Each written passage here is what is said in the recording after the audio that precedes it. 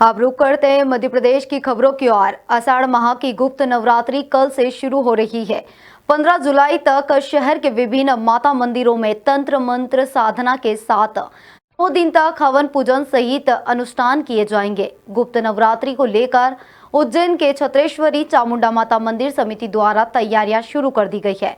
पंडित सुनील चौबे और पंडित निखिल चौबे ने बताया कि आषाढ़ मास की गुप्त नवरात्रि 6 जुलाई से 15 जुलाई तक माताजी का नित्य प्रतिदिन श्रृंगार सप्तशती पाठ हवन कर 9 दिन तक नवरात्रि मनाई जाएगी। वर्ष में 2 नवरात्रि गुप्त एवं 2 नवरात्रि प्रकट रूप में मनाई जाती है, जिसके अंतर्गत भक्त या साधक देवी की आराधना करते हैं। यह नवरात्रि साधकों के लिए साधना करने का अच्छा अवसर होता है। यह आषाढ़ मास की गुप्त नवरात्रि 6 तारीख से शुभारंभ की जा रही है। इसमें माताजी का श्रृंगार किया जाएगा, भव्य श्रृंगार किया जाएगा रोजाना प्रतिदिन एवं हवन पाठ किया जाता है। और गुप्त नवरात्रि में माताजी की आराधना करने से सभी मन की शांति और जो भी फल मांगो वह पूर्ण होता है। 6 तारीख से 15 तारीख तक किया जाएगा। इसमें नित्य हवन पूजन यज्ञ भोजन प्रसादी दान सब किया जाएगा। यह आषाढ़ मास की विक्रम विश्वविद्यालय उज्जैन में बटालियन एनसीसी द्वारा आयोजित सीएटीसी कैंप का देशभक्ति के रंगारंग सांस्कृतिक कार्यक्रमों के साथ कैंप का समापन हुआ। इस अवसर पर ग्रुप कमांडर द्वारा कैंप का निरीक्षण कर अधिकारी और कैडेट्स से रूबरू होकर कैडेट्स द्वारा brigadier Saurabh Jain group commander Indore को गार्ड ऑफ ऑनर देकर सलामी दी गई। वही कार्यक्रम का संचालन कैडेट्स कार्तिक अकोदिया, याशिका तिवारी, भूपेंद्र द्वारा किया गया है। वहीं आपको बता दें कि 10 दिवसीय कैंप में बेस्ट कार्य करने वाले एनसीसी कैडेट्स को मेडल और सर्टिफिकेट देकर उत्साहवर्धन किया गया।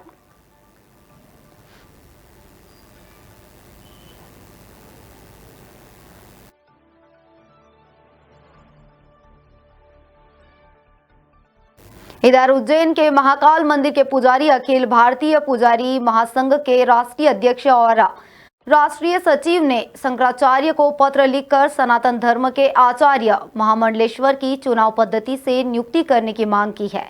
अध्यक्ष महेश पुजारी ने बताया कि इन दिनों पूरे देश में महामंडलेश्वर बनने की होड़ मची हुई है।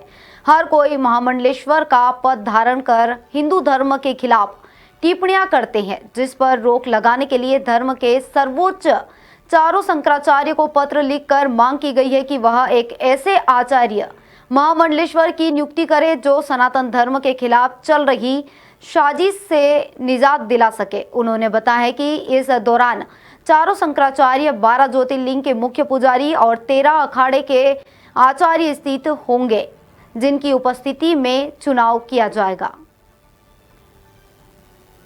हमने चारों शंकराचार्य, जो कि आद्य शंकराचार्य जी के द्वारा स्थापित पीठ है, उस पीठ को हमने वो किया है, पत्र भेजा है और उस पत्र को भेज के ये मांग की है कि ये आप बताइए कि देश के अंदर जो महामंडलेश्वर बनाए जाते हैं, तो सर्वमान्य महामंडलेश्वर हिंदुओं का और हिंदू सनातन धर्म का कौन है, जिसे सारा हिंदू समाज जो करोड़ों की संख्या में सनातन धर्म को मानता है, उसका नेतृत्व कौन करता है।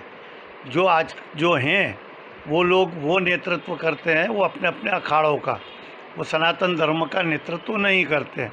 इसलिए हमने उनसे ये प्रश्न भी पूछा है और ये आग्रह भी किया है कि आगे से भविष्य में आप ऐसी एक आचार संहिता का निर्माण करें और पूरे देश के महामंडलेश्वर और आचार्य की नियुक्ति करें और वो नियुक्ति हो, उसका एक चुनाव हो, चुनाव पद्धति से उसकी नियुक्ति हो।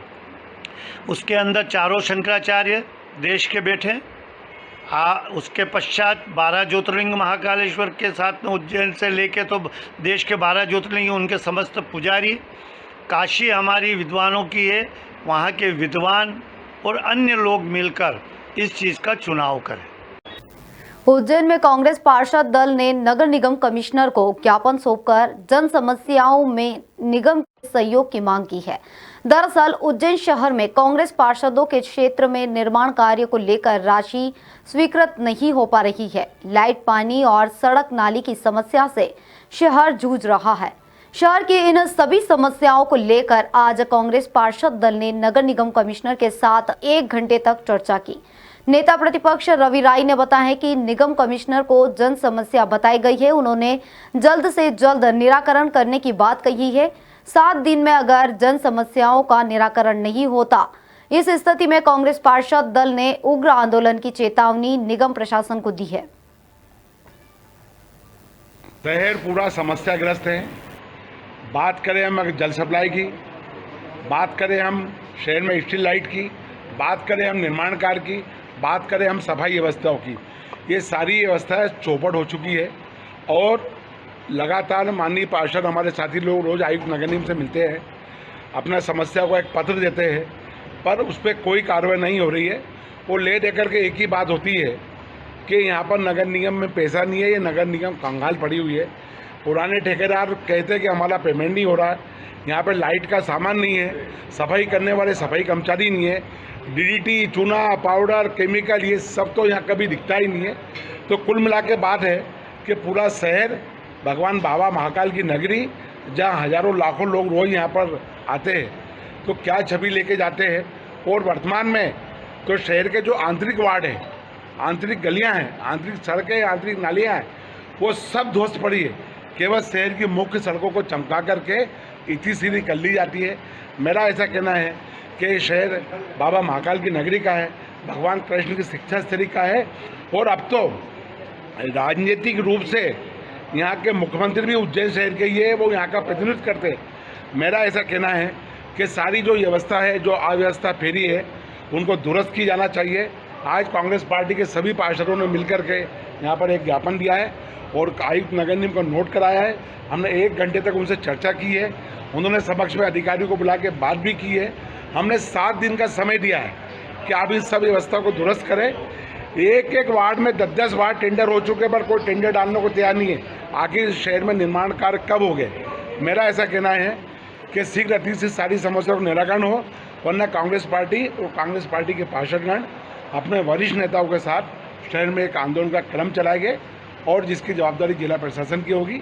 आज कांग्रेस पार्षद दल ने मुलाकात की है और उनके जो पुराने स्वीकृत कार्य हैं और कुछ और उनकी मांगे थी, उनको लेकर चर्चा हुई है। और साथ ही साथ कुछ इश्यूज और उनके द्वारा रेज किए गए हैं, जिसमें लाइट है और बाकी कचरा वाहन का है। तो हमारी टीम भी आज बैठी थी और जो इशू संज्ञान में लाए गए हैं उनको हम लोग कोशिश करेंगे कि उनको रिजॉल्व करें और ये सुनिश्चित करें कि जो भी पब्लिक सर्विसेज हैं वो सही तरीके से डिलीवर हो। अगली खबर की ओर बढ़ते हैं। खबर देवास से। कृषि उपज मंडी में किसान के सोयाबीन चोरी होने का मामला सामने आया। किसान धर्मेंद्र सिंह ने बताया कि 29 जनवरी 2024 को किसान सोयाबीन मंडी में बेचने के लिए ले गया था, लेकिन अचानक परिचित की तबीयत खराब हो गई और किसान मंडी से चला आया। वापस आकर देखा तो किसान के सोयाबीन चोरी हो चुका था, जिसकी शिकायत किसान के द्वारा मंडी में की गई, लेकिन कोई कार्रवाई नहीं की गई। चोरी का वीडियो सामने आया। अब पीड़ित किसान ने मंडी बोर्ड पहुंचकर फर्म का लाइसेंस निरस्त करने की मांग की है और साथ ही सोयाबीन वापस दिलाने को कहा, नहीं तो आत्महत्या की चेतावनी दी है। देवास से संजय शर्मा की रिपोर्ट।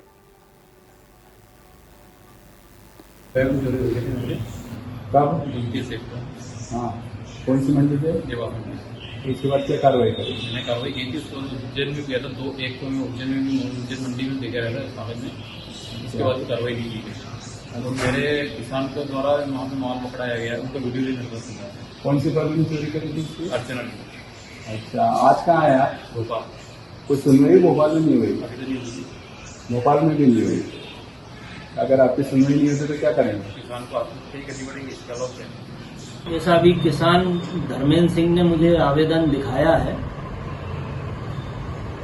देवास मंडी में आपके द्वारा कोई कृषि उपज बेची गई थी और आपका ऐसा कहना है कि प्रांगण के अंदर से कृषि उपज चोरी हो गई है। चोरी के मामले में जब हमने बात करी मंडी सचिव से, तो उनका कहना था कि इस तरह की कोई भी सूचना उन्हें प्राप्त संबंधित किसान से नहीं हुई है।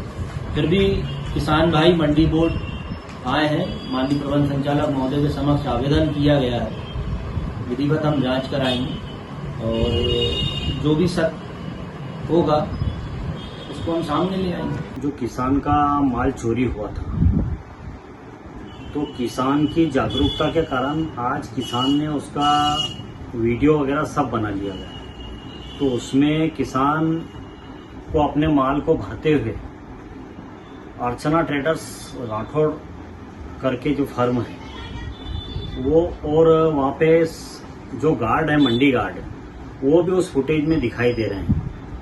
तो किसान के पास उसकी जागरूकता के कारण उसकी जो लूटी हुई चीज़ है वो आज मंडी फार्म ने तो उस पर कोई संज्ञान नहीं लिया गया, परंतु किसान ने आज उसकी जागरूकता के कारण उसके माल की चोरी पकड़ी गई है, परंतु उस पर आज तक कोई कार्रवाई मंडी प्रशासन की तरफ से नहीं हो पाई। तो किसान ने खुली चुनौती दी है कि अगर उसके माल की जिसने भी चोरी की है, अगर उस पर कार्रवाई नहीं होती है तो किसान आत्मदाह भी करेगा। ऐसी चेतावनी शासन प्रशासन को दी गई।